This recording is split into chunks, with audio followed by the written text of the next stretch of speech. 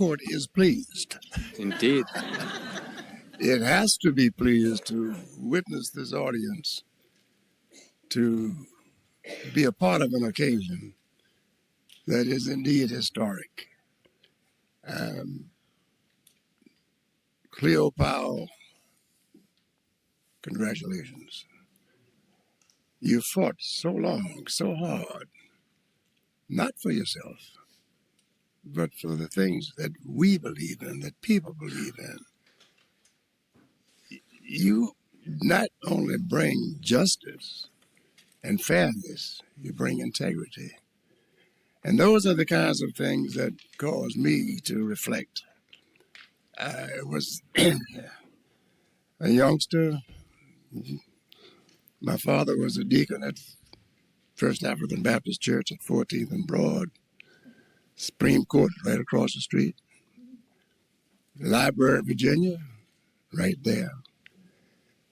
But as a little boy, I couldn't go into that library.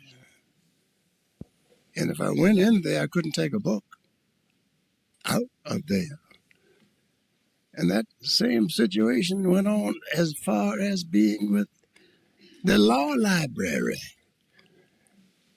when I was a young lawyer. And yet, when you look in this audience today and you see the people, you see the stripes, the kinds of things that are being represented, they represent progress. And I've argued for so many years that Virginia was always ahead. But unfortunately, by being ahead in words so many times, not deeds. And I recall some of the things that I wanted to do. I never wanted to go into politics. I wanted to make some money. Somebody in my family had to do it. And yet I became so intrigued, I didn't even wasn't even interested in being in law. My major in school was chemistry. My BS was chemistry. And I started working in the chief medical examiner's office of Virginia when I came from the military, having been sent to Korea. But Harry Truman integrated the services and declared that and made certain that it was to be done. I remember when I was in the service, Porkchop Hill, night before we had come off for the shower break. We got a shower once a month. Got off that boat, got off the truck rather, and we went to talk with the guys. The fellow was ahead of me, he was a sergeant. I was a corporal. And he said, Harry Truman has integrated these services, and yet we're not being promoted. Everybody else is being promoted.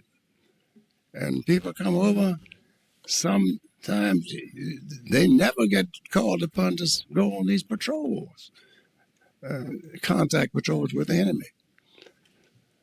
And yet we are. He said, why don't we have a meeting with the guys and go down and see the major, because Major Acock, a Virginian, white man, he told us, he said, look, Harry Truman has integrated these services, and that's the way it's going to be. He said, I intend to see that takes place. If it doesn't and you have difficulty, bring it to me. Bring your troubles to me and let me decide what we should do. All right, so we had this meeting and they were chatting around that night. Everybody was having their fun, and somebody started talking about the problems they were having racially, not being promoted. Always called upon to go behind the lines. Sometimes not many come back. And so we started talking, and then everybody started talking. He couldn't stop them. And then he said, well, we're going down to see the major tomorrow and tell him as he told us to come. And we did. And I said, Sergeant, you march us down. I was a corporal at the time. And the guys are going to be there, and they're going to tell the major everything that he wants to hear. Got down there and told the major, said, we're here because you told us that you wanted us to come and take care of everything. He said, that's exactly right. I said, the men are here to tell you some things they want to share with you. All right, guys, go and tell the major. Would you tell the major what you told us last night? Can you speak up and say something? Not a soul opened their mouth.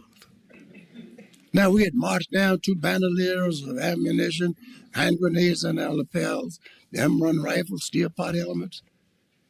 So we came dressed for battle. Got down there, and they wouldn't talk. And I said, well, I'll tell you what. Major, let me tell you what I know firsthand. And I started telling him things that were happening to me. Once I started talking, you couldn't stop the others. And let me tell you this, Major. Boom, boom, boom. So I learned a lesson. I learned a lesson of leadership. It was first shown to me by Major Acuff, because he said, this is what I want you to do.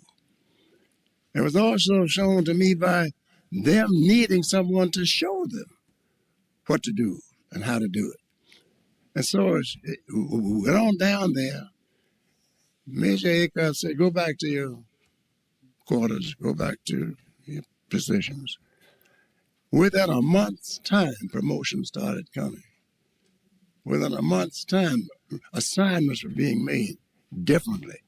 And so you could see the fruits of what took place and how leadership was important. The law is that leadership. The law is that thing that empowers and makes things happen. Oh, you have to question the law because it isn't always right. That's why you have appeals. That's why you have differences of opinion, even with judges.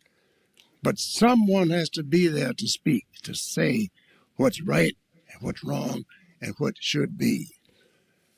And so I've always known that to be a part of what Cleo is. We would talk, we would chat, we would express ourselves. Sometimes we would just spend a little more time arguing with each other, convincing ourselves that we knew what we were talking about. And when I look about at this audience today and to see who's here and why you're here and what you believe in, and the people of Virginia are going to be receiving the kinds of justice and leadership that they've had before. It reminds me of something that I remembered as a youngster, as it relates to people like Leo rising. I shall persist until I succeed, because I was not delivered into this world in defeat, nor does defeatism run through my blood or the blood of my ancestors. I'm not some sheep waiting to be prodded by some shepherd. I'm a lion. I don't want to know the sheep, have anything to do with the sheep, because the slaughterhouse of failure is not my destiny, and I will persist until I succeed. God bless you, Cleo, and you will persist.